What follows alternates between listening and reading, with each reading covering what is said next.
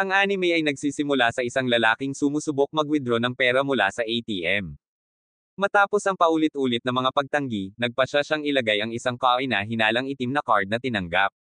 Gumawa siya ng kasunduan upang makaharap ang isang kalaban. Dumating ang isang kotse at isang nakakatakot na driver ang naghatid sa kanya papunta sa Financial District sa pamamagitan ng mga pader, na nagmumukhang may kaugnayan kay Elon Musk, at pumasok siya sa isang bagong mundo na marahil ay isang multiverse. Nakakakita tayo ng isang bagong karakter na tila isang malaking tao, si Mooney, at ang batang babae na si Q na kumakain ng pera habang nasisiyahan. Nababahala si Makuni kay Masaki, na nagsabi sa kanya na panahon na para sa kasunduan. Si Masaki ay isang tao mula sa Financial District na ang trabaho ay kumbansihin ang mga tao na pumasok dito. Dumating si Mooney sa eksena kung saan naroon din ang isang lalaki na bagong pasok sa Financial District, at nagsimula ang isang labanan. Madaling tinalo ni Mooney ang lalaki at nagpakamatay ito dahil sa pagkatalo. Nag-shift ang eksena at ipinakilala sa atin si Yuga Kimimaro, isang mag-aaral sa universidad na may layuning maging isang government worker dahil sa job security. Tinanggihan niya ang alok ng kanyang kaibigan na mag-inom dahil sa mga problema sa pera, at nagtatrabaho siya ng 2 part-time jobs para makatawid sa buhay. Binisita siya ni Hanabi, ang kanyang kaibigan, sa kanyang trabaho, at binigyan siya ng mga notes para sa pagsusulit, at umalis kasama ang kanyang boyfriend.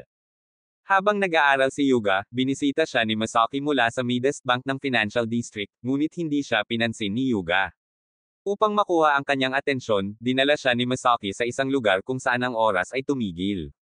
Sinabi ni Masaki na siya ay napili bilang isang entrepreneur, at ipapahiram siya ng pera ni Masaki upang mag-invest sa Financial District gamit ang kanyang hinaharap bilang collateral.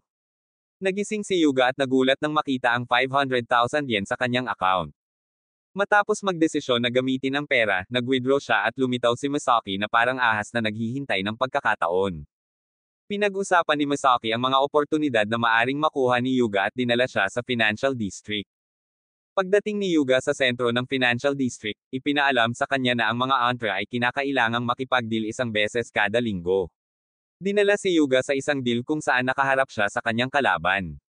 Hindi umaasa ang mga manunood kay Yuga dahil isa siyang baguhan. Tinawag ni Yuga ang kanyang asset na si Miso, na isang cute na batang babae. Ang mga asset ay katawan ng hinaharap ng entre. Ang kalaban ay may isang malaking at malakas na asset. Nag-alala si Mo dahil hindi seryoso si Yuga. Nagsimula ang labanan at pinrotektahan ni Mo si Yuga nang mabagsik at nasugatan siya. Si Mo ay isang pangarap ng lahat. Pinilit ni Miso na ay checkmate ang kalaban at binigyan ng oras si Yuga upang magpagaling. Ipinaliwanag ni Miso ang mga patakaran ng laro kay Yuga at hiningi niya na turuan siya ng laban, ngunit bigla silang inatake. Pinangunahan ni Miso si Yuga upang maglunsad ng isang malakas na atake at nanalo sila. Gayunpaman, nawalan ng malay si Yuga. Nagulat ang lahat dahil ang isang baguhan ay nanalo sa isang basic na isekai anime plot. Iniisip ng mga kakilala ni Mooney na kamukha ni Yuga si Mooney. Nagising si Yuga sa kanyang kwarto kung saan binati siya ni Masaki at sinabi sa kanya na gamitin ang pera at huwag sasabihin sa iba dahil hindi sila maniniwala. Maaari niyang kausapin ang kanyang asset, si Mo, sa pamamagitan ng Midas Discard.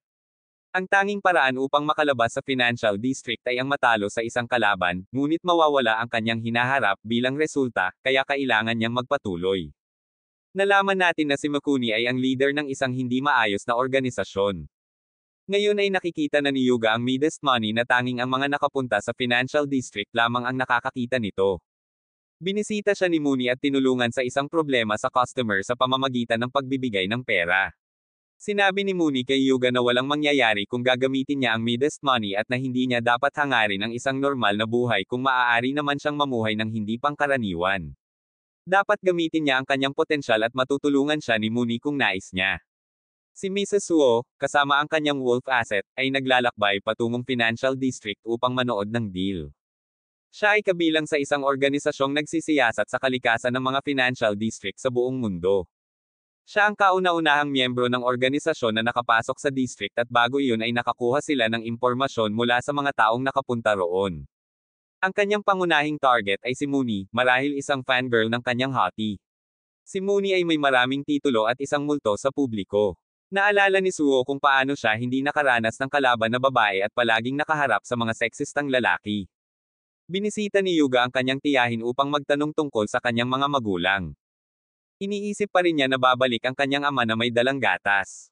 Sinabi ng tiyahin na medyo mayaman sila at natagpuan ni Yuga ang diary ng kanyang ama na puno ng mga numero at napansin na nakasulat doon ang Mides. Agad siyang nagtungo sa district at tinanong si Misaki kung kilala ba niya ang kanyang ama at kung ito ba ang dahilan kung bakit siya napili, ngunit tinawag ito ni Misaki na isang pagkakataon lamang. Dumating si Muni at dinala si Yuga sa isang mamamahayag. Sinabi ng mamamahayag kay Yuga na ang kanyang ama ay isang malakas na ontra at maraming deal ang ginawa. Mahilig siya sa pera at ang kanyang palayaw ay Wasnard. Natalo ang kanyang ama sa isang malaking laban at nalugi kaya nagpakamatay siya.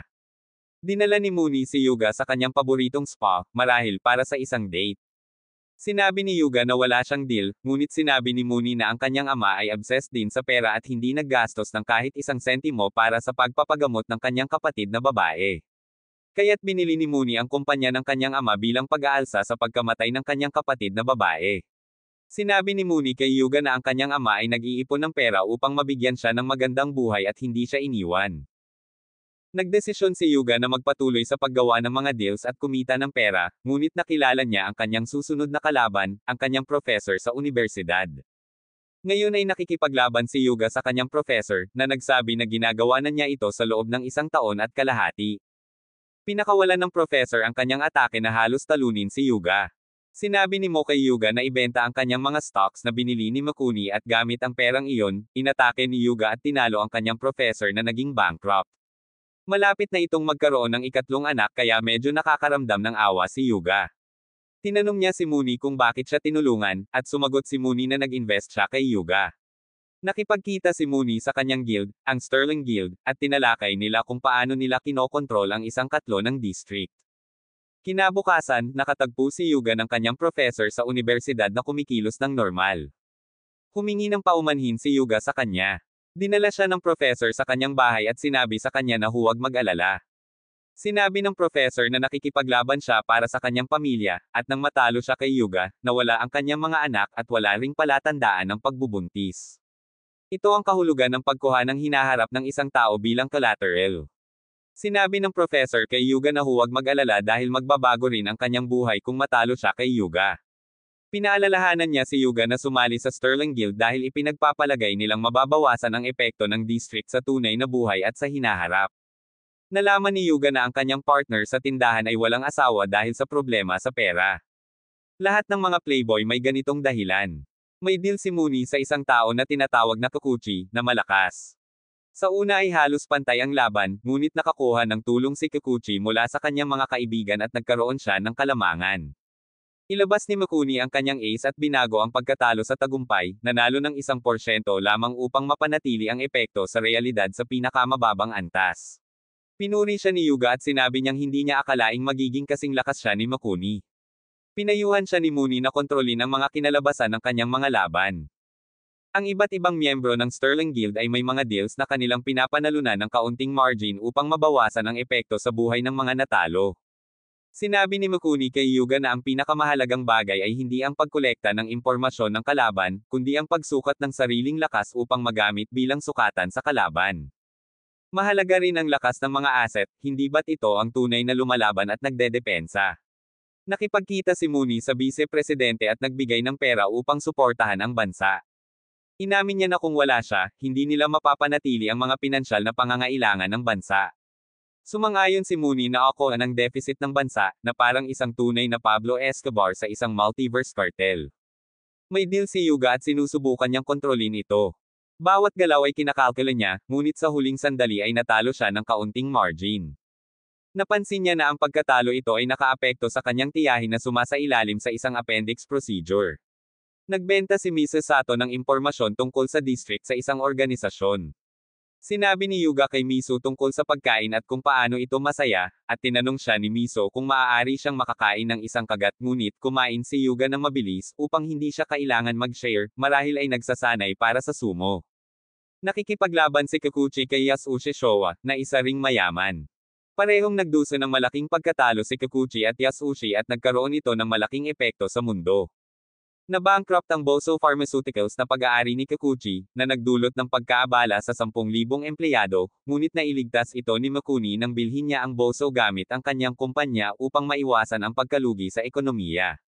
Sinabi ni Makuni kay Yuga na kamangha-mangha na may ganitong mundo at kaya nilang baliktarin ang district nang hindi naaapektuhan ang realidad. Ang tanging solusyon ay ang mag-coexist ng may minimal na epekto ang mga deals sa buhay.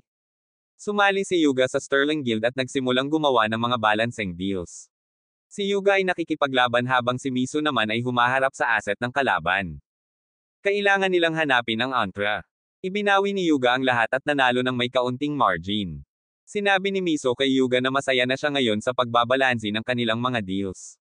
Habang kumakain ng ramen sina Yuga at Mo, binisita sila ng isang gwapong batang lalaki na si Susa. Sinabi niya na siya ang kanilang bagong kalaban at nagmungkahi na ipasa ni Yuga ang deal at si Susa na lang ang magbabayad ng mga dues sa kanyang lugar.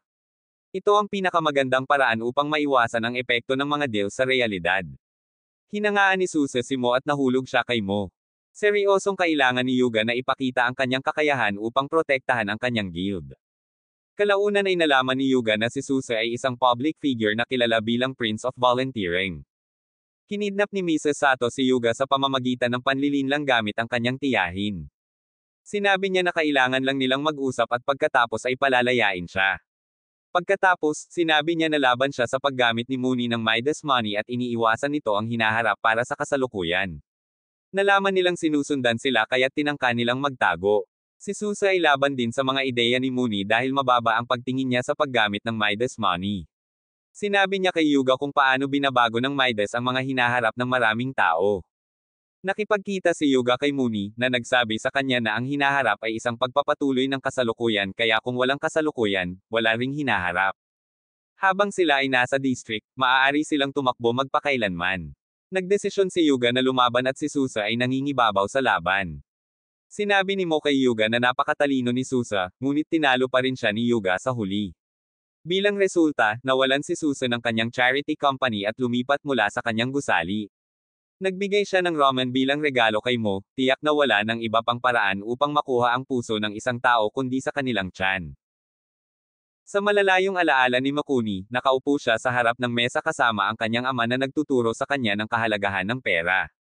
Kapag ang pera ay pinagsama-sama, hindi na ito basta pera, nagiging kapangyarihan ito, isang kapangyarihan na walang kapantay na kumokontrol sa pera. Pagkatapos ng pagtatapos, naging sekretarya si Mooney ng kanyang ama at bumuo ng network gamit ang pera upang magkakatugma ang kanilang interes. Binisita ni Mooney ang kanyang kapatid na babae na nagsabi sa kanya na mas mabuti pang kumanta siya, hindi bagay sa kanya ang maging negosyante. Sinabi ng mga doktor kay Mooney na ang kalusugan ng kanyang kapatid ay lumalala at kailangan siyang ipadala sa US para sa paggamot. Samantala, ang kanilang kumpanya ay nahaharap sa isang krisis. Nagpa siya ang ama ni Mooney na ipunan ang lahat ng kanilang pera at itaya ito sa kumpanya at binitiwan ang kanyang anak na babae dahil hindi tiyak na matutulungan siya sa US. Sinubukang gawin ni Mooney ang lahat para sa kanyang kapatid, ngunit wala siyang magawa. Sinabi ng kanyang kapatid na ayaw niyang umalis sa Japan dahil nais niyang magtuon sa kasalukuyan at hindi magtiwala sa hinaharap. Nang gabing iyon, nalagay siya sa koma. Dahil dito, nilapitan siya ni Masaki at nagsimula siyang makipagdeal upang protektahan ang realidad at ang kasalukuyan. Nagsalita si Mo tungkol kay Yuga at kung paano siya naiiba. Ayon kay Mo, bawat babae ay may pagkaiba sa kanilang lalaki, kaya naman tahimik lang siya. Tinutukoy niya na si Yuga ay nakadepende sa kanyang emosyon at tinatrato ang kanyang asset ng kakaiba kumpara sa iba sa district. Nababahala si Yuga kung paano ang mga asset ay may kinalaman sa mga hinaharap nila, ngunit hindi siya makahanap ng sagot dito. Dahil dito, nag-isip si Mo. Sinabi ni Yuga kay Mo na ayaw niyang magkamali, lalo na't may magkaibang inaasahan si Makuni at Sato sa kanya, at hindi niya nais na mabaigo ang alinman sa kanila. Ang Southeast Asian Financial District ay nagkakaroon ng pagguho. Ang pagkasira ng isang financial district ay nagdudulot ng pagkawala ng mga kalapit na bansa. Ilang taon na ang nakalipas, ang pagbagsak ng South American District ay nagdulot ng pagkawala ng Caribbean Republic. Tinawag itong sea phenomenon. Sinabi ni Mrs. Sato sa mga mamamahayag na kumbansihin ang mga miyembro ng Sterling Guild na baguhin ang mga palatandaan. Sinabi ni Sato na ang asset ni Yuga ay may kinalaman sa kanyang ama. Napansin ni Yuga ang pagbabago sa ugali ng mga tao, nawawala sila, at parang nagiging paraiso ang mga introvert. Nakita ni Yuga ang kanyang professor, si Ibarra, sa gilid ng isang ledge. Tumakbo siya papunta rito at pinigilan siyang magpakamatay. Ipinangako ni Ibarra na sa pamamagitan ng pagsasakripisyo ng kanyang hinaharap, maibabalik niya ang mga anak na kinuha bilang collateral ng district. Sinabi ni Yuga na hahanap siya ng paraan. Hiningi ni Yuga kay Misaki na ibalik ang hinaharap na kinuha kay Ibara, at handa siyang magbayad ng 100 beses na halaga para rito. Ngunit ipinaalam ni Misaki kay Yuga na hindi ito posible. Tinanong ni Yuga ang mga mamamahayag, ngunit hindi rin posible ang ibalik ang mga hinaharap. Nalaman ni Yuga na si Ibara ay tinamaan ng lasing na driver at namatay. Ang Sterling Guild ay kumokolekta ng pondo upang protektahan ang Japan mula sa mga side effects ng pagbagsak ng Southeast Asian Financial District. Nakipagkita si Yuga sa isang mamamahayag na nagsabi sa kanya na hindi pera ang hinahanap niya, kundi tiwala, dahil ang tiwala ay magdadala ng lahat ng pera na nais mo. Nagkaroon ng panaginip si Yuga kung saan si Mo ay ang kanyang anak na babae, ang kanyang hinaharap. Pinagsama niya ang lahat ng pera niya at sinunog ito. Tinanong ni Yuga si Makuni kung tama nga ba si Susan na ang kasalukuyan na walang hinaharap ay walang halaga, ngunit tumanggi si Makuni at nagsabing walang silbi ang mag-isip tungkol sa hinaharap kung hindi mo protektahan ang kasalukuyan. Sinabi ni Muni kay Yuga na huwag siyang hadlangan at manood na lang, isang malupit na catchphrase. Samantala, bumagsak ang Southeast Asian District at naglaho ang Singapore dahil dito. Nakipagkita si Muni kay Misaki at sinabi niyang gagamitin niya ang espesyal na card na tinatawag na Darkness, na mag-aalis ng 20 taon mula sa hinaharap ni Makuni, at bilang kapalit, ipiprint ng district ang nais na halaga ng Midas Money para kay Muni. Hindi ba't iyon ang lahat ng hilingin ng isang tao? Ang pagbagsak ng district ay nakaapekto rin sa Hong Kong at ang stock market ng China ay bumagsak bilang resulta. Nawala ang mga gusali ng Shanghai, at tinamaan din ang Japan, ngunit may mga resources ang Sterling Guild upang protektahan ang Japan mula sa 80% ng epekto nito. Ginamit nila ang lahat ng resources upang protektahan ang maraming kumpanya. Sinabi ni Sato kay Yuga na napigilan nila ang sea phenomenon, ngunit kalahati ang GDP at bumalik ang bansa ng 20 taon.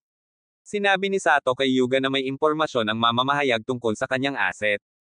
Tinanong ni Yuga siya, at ipinakita nito ang isang larawan ng kanyang ama kasama ang kanyang asset na kamukha ni Mo, at sinabi ni Sato na ipinapakita nito na mahal siya ng kanyang ama. Ang settlement ng mga aksyon ni Muni para protektahan ang Japan ay nagdudulot ng pagkawala ng mga tao. Sinuri ni Yuga ang kanyang kaibigan na si Hanabi, na mukhang nawala ng alaala. Sinabi ni Yuga kay Sato na titigil siya kay Muni, dahil ang settlement na ito ay mas masahol pa kaysa sa sea phenomenon. Sinabi ni Sato na nagtatrabaho sila sa isang plano upang iligtas ang hinaharap ng mga tao na natira. Sinabi ni Yuga kay Mo na paprotektahan nila ang hinaharap at maaaring siya nga ang kanyang anak na babae, ngunit hindi ito ipinakita ni Mo ng may labis na kasiyahan, dahil okay na siya sa relasyon nila ngayon. Wala nang ang ibang parang matigas na ulo na protagonist na hindi makuha ang pahiwatig. Pumunta si Mo upang maghalik, ngunit hinagkan siya ni Yuga sa noo. Ginamit ng Estados Unidos ang lakas ng dolyar upang pahinain ang ibang mga bansa at sinubukang pigilan ang chain reaction ng SEA upang protektahan ang kanilang bansa. Ang pinuno ng IMF ay naging isang entry na sumusuporta sa US. Dahil sa paglaban ng Amerika, bumagsak ang mga ekonomiya ng buong mundo, at nagbalik ang chain reaction ng SEA sa Japan. Muli, ginamit ni Muni ang kanyang black card upang simulan ang money press ng distrito upang gumawa ng mas maraming pera, gamit ang hinaharap ng bansa bilang kasunduan, na nangangahulugang mas maraming tao ang mawawala. Ang paggamit ng money press ay may epekto sa mga asset pati na rin dahil sila ay bahagi ng hinaharap. Si Mrs. Sato at Yuga ay nakakita ng paraan upang pigilan ito sa pamamagitan ng pagtalo kay Muni sa isang deal at ibalik ang pera. Ang accountant ng Sterling Guild ay nagtaksil sa kanila, ngunit nahulog ito nang matuklasan nila ito, pero huli na. Ginamit ng mamamahayag ang accountant at ninakaw ang pera ng Sterling Guild at ipinamigay ito sa mga mamamayan, pinayuhan silang i-convert ito sa USD. Nang hamanin ni Miss Anne si Muni, hinamon naman ni Yuga ang isa pang miyembro ng Sterling Guild upang pigilan siya sa pagtulong kay Muni. Nakipaglaban si Yuga mag-isa, ngunit siya ay nasa kalamangan. Dumating si Mo at pinalabas ang kanyang pinakamalakas na atake at tinalo si Muni. Kinuha ni Sato ang asset ni Muni, ngunit inilabas ni Muni si Q, ang kanyang asset, na tinalo si Sato, at nagkaroon siya ng bankruptcy. Ibinigay ni Muni ang mga assets kay Yuga at sinabi niyang alagaan ito. Humarap si Yuga kay Muni tungkol sa pagkawasak ng mga hinaharap ng mga tao. Inutusan ni Muni si Misaki na simulan muli ang money press, ngunit naging itim ang card ni Yuga, na nagbigay daan sa labis na drama sa susunod na season. Hinamon ni Muni si Yuga, na tinanggap ni Yuga at inangkin na siya ang mananalo. Kasunod ng hindi inaasahang pagbabago sa mga bank accounts, nagsimulang mag-convert ng yen sa dolyar ang mga tao. Ang ilang tindahan ay tumigil na tumanggap ng yen, at tumaas ang mga conversion rates. Sinabi ni Q kay Mooney na inaasahan na niya ito. Kailangan talunin ni Mooney si Yuga upang patakbuhin muli ang money press. Nagsimula ang laban at nahirapan si Yuga, kaya't nagpalit siya ng pagitan ni Mo at George, ang asset ni Mrs. Sato na ipinagkatiwala kay Yuga. Namatay si George dahil sa mga sugat na natamo. Sinabi ni Mikuna kay Yuga na nais niyang maging tagapagmana ni Mooney. Nagbigay ng aliw si Mooney kay Yuga bago tuluyang wasakin siya, at sinabi nilang pareho silang may parehong layunin ngunit magkaibang pananaw. Gumamit si Yuga ng isang matinding counterattack laban kay Mooney. Samantala, bumagsak ang yen at nagpatigil ang gobyerno sa mga palitan ng pera. Ang biglaang pagkawala ng tiwala ay nagpadako sa pagpapahina ng yen. Tinulungan ni Mooney si Yuga, at sinabi ni Yuga na ang kanyang mga aksyon ay makasarili at tanging para lamang sa kanyang layunin. Napansin ni Mo na si Q ay kapatid pala ni Mooney. Sinabi ni Mooney na babagsak ang sangkatauhan, ngunit ipinagpapaliban lamang ito. Inutusan ni Mooney si Q na kainin si Yuga, ngunit nang maging walang halaga ang yen, nagsimula makita ng mga tao ang Midas money. Nawala ang mga assets ng financial district at bumagsak ang distrito. Inamin ni Mooney ang kanyang pagkatalo at inamin na papalapit na ang sea phenomenon. Ngunit dumaan ang Japan dito nang walang epekto, dahil nawala ng halaga ang yen at Midas money. Bumalik si Yuga at binili ang hinaharap na nawala. Sinabi ni Mo kay Yuga na minahal siya ng higit sa 30 beses at hinalikan siya. Nangyari ito at tila nalulungkot si Hanabi. Nakilala ni Yuga ang isang celestial being na nagsabi sa kanya na walang mali sa kahit sino. Lahat ay lumalaban upang gawing mas maganda ang kanilang mundo. Bumalik si Yuga sa isang ganap na nabagong mundo kung saan masaya ang lahat, at ginagamit nila ang dolyar ngayon. Nakakita siya ng isang batang babae na kamukha ni Hanabi, ngunit binisita siya ni Mock-Ache, isang malupit na eksena. Sinabi ni Mock-Ache kay Yuga na ang distrito ay hindi matitinag at malugod siyang tinatanggap upang bumalik, at iyon na ang katapusan ng video. Kung nagustuhan mo ito, mag-subscribe sa channel, at mag-upload ako ng marami pang mga video tulad nito. Hanggang sa susunod.